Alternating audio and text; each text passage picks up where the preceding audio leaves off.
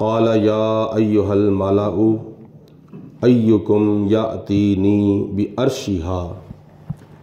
قبل ان یأتونی مسلمین قال عفریت من الجن انا آتیک بہ قبل ان تقوم من مقامک وانی علیہ لقوی امین۔ سورۃ نمل کی یہ آیت نمبر 38 اور 39 ہے۔ ان دونوں آیات بینات میں اللہ پاک نے حضرت سلیمان علیہ السلام کے ایک حکم کا ذکر فرمایا اور اس حکم کے اوپر عمل کرنے کے سلسلہ میں ایک جن کا ذکر کیا ہے۔ مفسرین نے لکھا ہے کہ جب ملکہ بلقیس نے یہ معلوم کر لیا کہ جناب سلیمان علیہ السلام اللہ کے نبی ہیں، کیونکہ ایک ہوتا ہے صرف بادشاہ اور ایک ہوتا ہے کہ بادشاہ بھی ہو اور نبی بھی ہو۔ ملکہ بلقیس تو صرف حکمران تھی اور اپنے شہر سبا کی حاکمہ تھی، تو جناب سلیمان علیہ السلام پوری دنیا کے بادشاہ اور پوری دنیا کے حکمران، دنیاوی لحاظ سے اور دینی لحاظ سے اللہ تعالیٰ کے نبی تھے۔ تو اس نے معلوم کر لیا کہ جو جناب سلیمان علیہ السلام نے ہمارے تحائف کو قبول نہیں نہ کیا، تو اس کا مطلب یہ ہے کہ وہ صرف بادشاہی نہیں بلکہ وہ اللہ تعالیٰ کے نبی بھی ہیں۔ اس نے یہ ایک اندازہ لگایا تھا کہ اگر جناب سلیمان علیہ السلام نے تحفہ قبول کر لیا تو وہ سمجھو بادشاہ ہیں، اگر تحفہ قبول نہ کیا تو وہ اللہ کے نبی ہیں۔ اور یہ بھی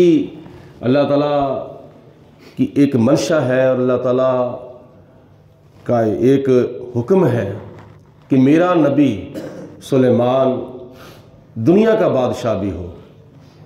یہ بنی اسرائیل کے نبی ہیں اور یہ دنیا کی جو سیاست ہے اس کو اسلامی نقطہ نظر سے دیکھا جائے، اگر اسلامی نقطہ نظر سے دیکھا جائے تو قرآن پاک کے اندر سیاست موجود ہے، حدیث پاک کے اندر سیاست موجود ہے۔ خلفاء راشدین ابو بکر صدیق، عمر فاروق، عثمان غنی، حضرت علی المرتضیٰ، حضرت امام حسن اور حضرت امام حسین اور حضرت امیر معاویہ رضی اللہ تعالیٰ عنہ اسلامی سیاست کا عمل کیا کرتے تھے، بلکہ بخاری شریف کی حدیث پاک میں آتا ہے کانت بنو اسرائیل تسؤسهم الانبیاء، اللہ کے نبی جو تھے قوم بنی اسرائیل کے، وہ قوم بنی اسرائیل کی سیاست کیا کرتے تھے۔ تو سیاست کوئی معیوب چیز نہیں ہے۔ مکۃ المکرمہ میں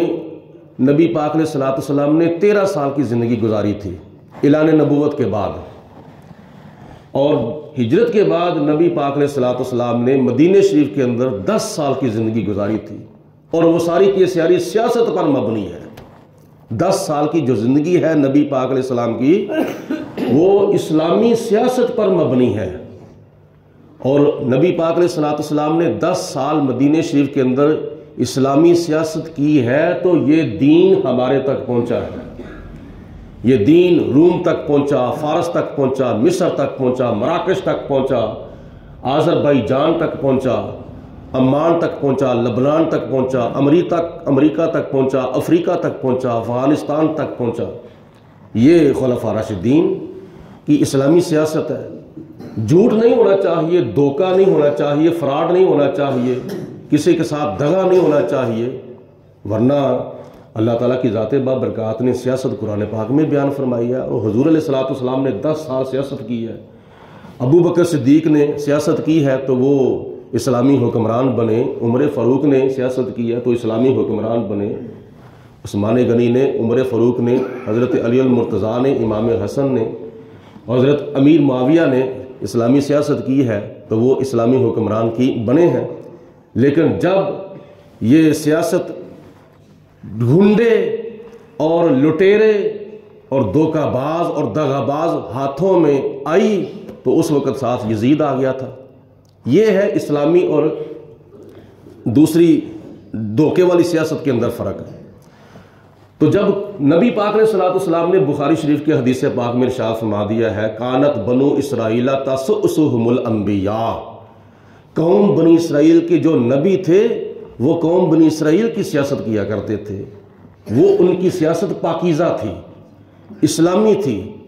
اور اس کے اندر دھوکہ فراڈ اور دغا اور جھوٹ نہیں تھا، تو وہ قوم کی خدمت کے لیے تھی۔ تو جناب سلیمان علیہ السلام بیک وقت اللہ کے نبی بھی ہیں اور پوری دنیا کے بادشاہ بھی ہیں، اور یہ خلفاء راشدین کی جو سیاست تھی یہ بڑھتی بڑھتی بڑھتی بڑھتی کہاں تک گئی؟ حضرت عمر فاروق رضی اللہ تعالیٰ عنہ کے دور خلافت میں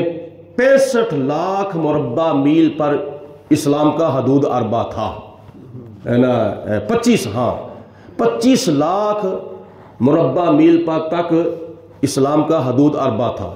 لیکن یہ جب آگے بڑھی اسلامی سیاست تو یہاں تک کہ جناب امیر معاویہ رضی اللہ تعالیٰ عنہ کے دور خلافت میں 65 لاکھ مربع میل تک یہ اسلام کا حدود اربہ پہنچ چکا تھا۔ تو اس لیے یہ اللہ تعالیٰ کے قرآن سے ثابت ہے اور نبی پاک علیہ الصلوۃ والسلام کے فرمان سے ثابت ہے۔ تو جناب سلیمان علیہ الصلوۃ والسلام کو جب پتہ چلا کہ وہ آ رہی ہے میرے پاس فرما بردار ہو کر، تابع دار ہو کر، کیونکہ اس نے سمجھ لیا کہ میرا تحفہ تو قبول ہوا نہیں ہے، لہٰذا کہیں وہ ہمارے اوپر حملہ نہ کر دیں، لہٰذا میں خود جاتی ہوں جناب سلیمان علیہ السلام کے پاس۔ ملکہ بلقیس جب شہر سبا سے چلی اپنے لشکروں کو ساتھ لے کر، تو وہ ابھی جناب سلیمان علیہ السلام کے پہنچنے سے پہلے تقریباً 3 میل پر تھی، اور کلومیٹر کا اگر حساب لگایا جائے تو وہ 4.5 کلومیٹر بنتے ہیں۔ 4.5 کلومیٹر پہلے حضرت سلیمان علیہ السلام نے اپنے درباریوں کو ارشاد فرما دیا، سن لو میرے درباریوں، میرے وزراء اور میرے امراء، اور اس دربار کے اندر انسان بھی تھے، جن بھی تھے، فرشتے بھی تھے، اور پرندے بھی تھے، درندے بھی تھے، ہر قسم کی مخلوق کے لشکر جناب سلیمان علیہ السلام کے دربار میں موجود تھے۔ تو آپ نے ارشاد فرمایا قال یا ایھا الملأ، جناب سلیمان علیہ السلام نے فرمایا کہ اے میرے درباریوں، ایکم، تم میں سے کون ہے، یاتینی، جو میرے پاس لے آئے، بعرشہا، اس کا تخت، ملکہ بلقیس کا تخت میرے پاس لے آئے، کتنی جلدی؟ قبل ان یاتونی مسلمین، اتنی جلدی وہ میرے پاس تخت آنا چاہیے کہ ابھی وہ میرے پاس آنے سے پہلے 3 میل دور ہے، 3 میل رہ چکے ہیں میرے پاس آنے میں، تو 3 میل کا فاصلہ طے کرنے سے پہلے پہلے کون ہے جو میرے پاس اس کا تخت لے کر آئے؟ اب مفسرین نے لکھا ہے کہ حضرت سلیمان علیہ السلام کو تخت منگوانے کی کیا ضرورت پیش آئی، کیا مقصد تھا آپ کا، اس میں کیا حکمت تھی، کیا راز تھا کہ جناب سلیمان علیہ السلام نے فرمایا کہ ملکہ بلقیس کا تخت اس کے فرما بردار ہو کر میرے پاس آنے سے پہلے پہلے لایا جائے؟ مفسرین نے لکھا ہے کہ جناب سلیمان علیہ السلام یہ چاہتے تھے، ابھی وہ مسلمان نہیں ہوئی، ابھی وہ سورج کی پوجا کرتی ہے، ہم حق پرست ہیں، تو میں یہ چاہتا ہوں کہ اس کے آنے سے پہلے پہلے اس کا تخت میرے پاس آنا چاہیے، تاکہ آ کر وہ دیکھے اور اپنے تخت کو پہچانے، اور اللہ تعالیٰ کی قدرت کا کرشمہ دیکھ کر اور میری نبوت کا معجزہ دیکھ کر وہ مسلمان ہو جائے۔ آپ کا یہ مقصد تھا کہ اس کو یہ حیرانگی کے اندر ڈال دیا جائے، اس کی عقل کی آزمائش کی جائے، اور اس سے پوچھا جائے یہ تخت وہ ہے جو تو چھوڑ کے آئی ہے؟ ایک روایت کے مطابق 9 کوٹھریوں میں، اور ایک روایت کے مطابق 7 کوٹھریوں میں، ایک کوٹھری کے اندر دوسری کوٹھری، دوسری کے اندر تیسری، تیسری کے اندر چوتھی، چوتھی کے اندر پانچویں، پانچویں کے اندر چھٹی، چھٹی کے اندر ساتویں، اور ایک روایت کے مطابق 7ویں کے اندر 8ویں اور 8ویں کے اندر 9ویں کوٹری کے اندر، 9ویں کمرے کے اندر، 9ویں محل کے اندر اس کا تخت تھا، اور اس محل کو اس نے تالے لگائے، چابیاں اپنے پاس اور بار پہرے بٹھائے، اس قدر وہ اپنا تخت محفوظ کر کے آئی تھی۔ اور جناب سلیمان علیہ السلام نے فرمایا کہ وہ تخت میرے پاس آئے تاکہ اس کو پتہ چل جائے کہ میں کسی عام بادشاہ کے پاس نہیں آئی، میں اللہ کے نبی بادشاہ کے پاس آئی ہوں۔ وہ اپنا تخت پہلے پہچانے، اور ایک روایت میں یہ آتا ہے کہ جناب سلیمان علیہ السلام نے فرمایا کہ اس کے تخت کو تغیر تبدل کر دیا جائے، یعنی اس کے اوپر جو ہیرے لال جوہرات مزین و آراستہ کیے گئے ہیں ان کے اندر تبدیلی کر دی جائے، تاکہ وہ اپنا پہچاننے میں کچھ دیر لگائے، اچھی طرح دیکھے پہچانے کہ واقعی یہ میرا تخت ہے۔ یہ مقصد تھا کہ اللہ تعالیٰ کی قدرت کا کرشمہ ظاہر ہو، اور میری نبوت کا معجزہ ظاہر ہو، اور میرے وزراء اور میری امت کے کسی اللہ تعالیٰ کے پیارے سے کوئی کرامت ظاہر ہو جائے۔ یہ جناب سلیمان علیہ السلام چاہتے تھے۔ کون ہے جو تم میں سے، اور ایک بات یہ بھی معلوم ہوئی کہ جناب سلیمان علیہ السلام خود بھی لا سکتے تھے، کیونکہ نبوت کی طاقت زیادہ ہے یا ولایت کی طاقت زیادہ ہے؟ نبوت کی طاقت زیادہ ہے۔ اللہ کا ولی بھی طاقتور ہے، روحانی قوت اس کے پاس بھی ہے، لیکن اس سے زیادہ اللہ تعالیٰ کے نبی کے پاس قوت ہے اللہ تعالیٰ کی دی ہوئی۔ حضرت سلیمان علیہ السلام خود بھی لا سکتے تھے اپنی قوت نبوت سے، لیکن آپ نے فرمایا کہ تم میں سے کسی سے منگاؤں گا، تاکہ پتہ چل جائے کہ جب ولی کی اتنی طاقت ہے تو پھر اللہ کے نبی کی کتنی طاقت ہوگی۔ اور پھر آپ کو یہ بھی معلوم تھا کہ ان میں سے کوئی ہے جو لا سکتا ہے، اگر کوئی ان میں سے نہ لا سکتا ہوتا تو آپ حکم ہی نہ فرماتے۔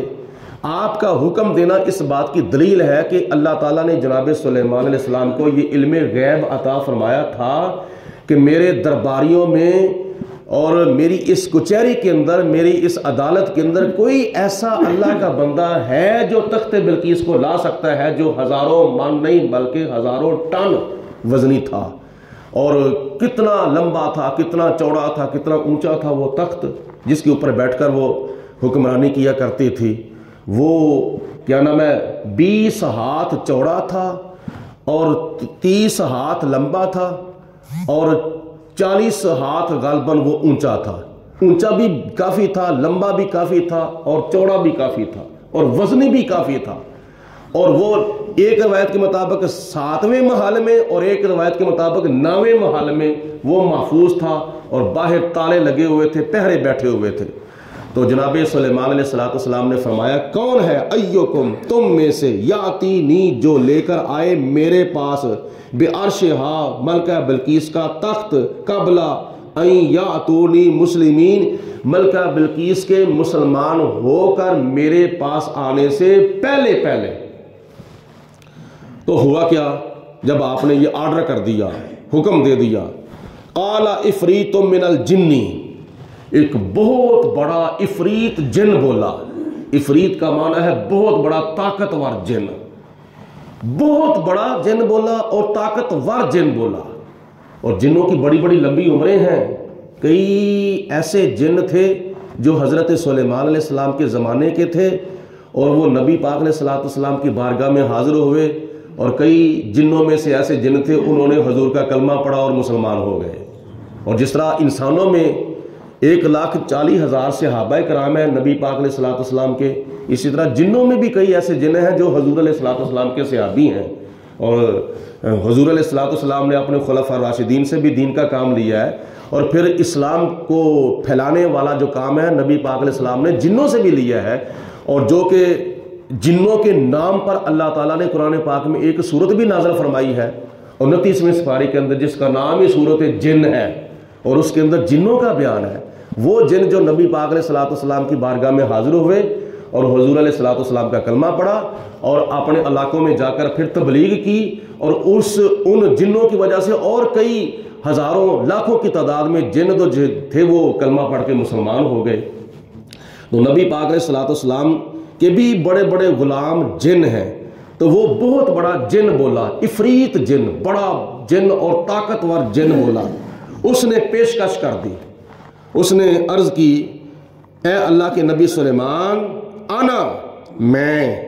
آتی کا لے کر آؤں گا آپ کے پاس، بہی اس تخت کو، قبل ان تقوم من مقامک، اتنی جلدی میں وہ تخت لاؤں گا، اتنی جلدی لاؤں گا کہ آپ کی یہ کچہری اور آپ کی یہ عدالت برخاست ہونے سے پہلے، آپ کی جو کچہری لگتی تھی نا وہ صبح کے وقت لگتی تھی اور دوپہر تک وہ کچہری لگی رہتی تھی، اور دوپہر تک آپ مختلف معاملات کے فیصلے کیا کرتے تھے، اور کہاں ملک سبا اور کہاں ملک شام یا فلسطین، درمیان میں روایات کے مطابق 1500 کلومیٹر کا فاصلہ ہے، 1500 کلومیٹر کا فاصلہ ہے۔ تو ملکہ بلقیس کے تخت سے لے کر جناب سلیمان علیہ السلام کے دارالحکومت تک 1500 کلومیٹر کا سفر تھا۔ تو وہ عفریت جن کہتا ہے کہ میں لے کر آؤں گا، کیونکہ جنوں کی طاقت بڑی مشہور ہے، بہت بڑی طاقت ہے، اور بڑا بڑا وہ کام کر دیتے ہیں، اور منٹوں سیکنڈوں میں کام کر دیتے ہیں، بڑا بڑا وزنی کام کر دیتے ہیں۔ تو حضرت سلیمان علیہ السلام نے ارشاد فرمایا کہ کون ہے؟ تو پھر جن نے عرض کی اے اللہ کے نبی میں وہ لے کر آؤں گا، اور کتنی جلدی لے کر آؤں گا؟ اتنی جلدی لے کر آؤں گا کہ آپ کی یہ محفل، آپ کی یہ کچہری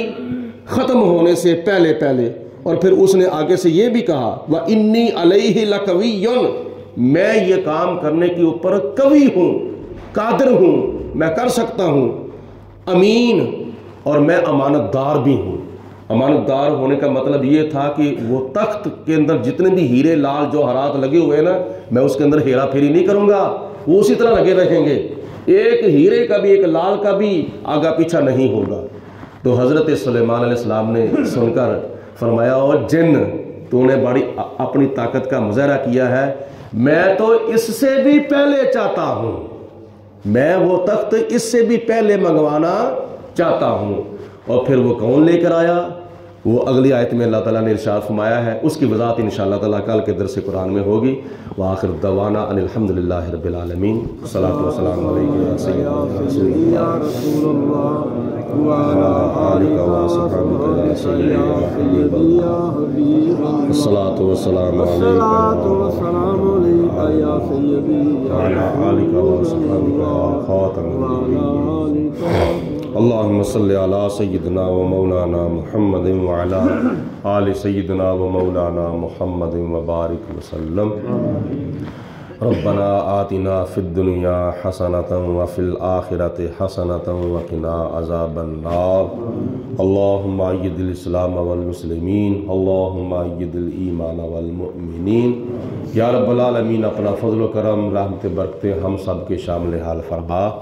یا اللہ ہمارے صغیرہ و کبیرہ گناہ معاف فرما، یا اللہ ہماری غلطیاں کوتاہیاں معاف فرما۔ یا پروردگار عالم ہماری ادا کی ہوئی نماز فجر کو اپنی بارگاہ میں قبول و منظور فرما۔ یا پروردگار عالم تمام نیکوں کی نیکیاں اپنی بارگاہ میں قبول فرما، نمازیوں کی نمازیں، سخیوں کی سخاوتیں۔ یا رب العالمین نبی پاک علیہ السلام کے توسل سے یا اللہ پاک ہمارا مل بیٹھنا اور درس قرآن سننا سنانا، سمجھنا سمجھانا اپنی بارگاہ میں قبول فرما۔ یا اللہ پاک ہمیں تیرے پیاروں کے ساتھ زیادہ سے زیادہ پیار کرنے کی توفیق عطا فرما۔ تیرے پیارے حبیب علیہ السلام کے ساتھ ہمیں زیادہ سے زیادہ وفا کرنے کی توفیق عطا فرما۔ مسجد کی حاضری کو زیادہ سے زیادہ یقینی بنانے کی توفیق عطا فرما۔ یا اللہ جو تیرے گھر کو آباد کرتے ہیں تو ان کا دنیا کا، قبر کا، آخرت کا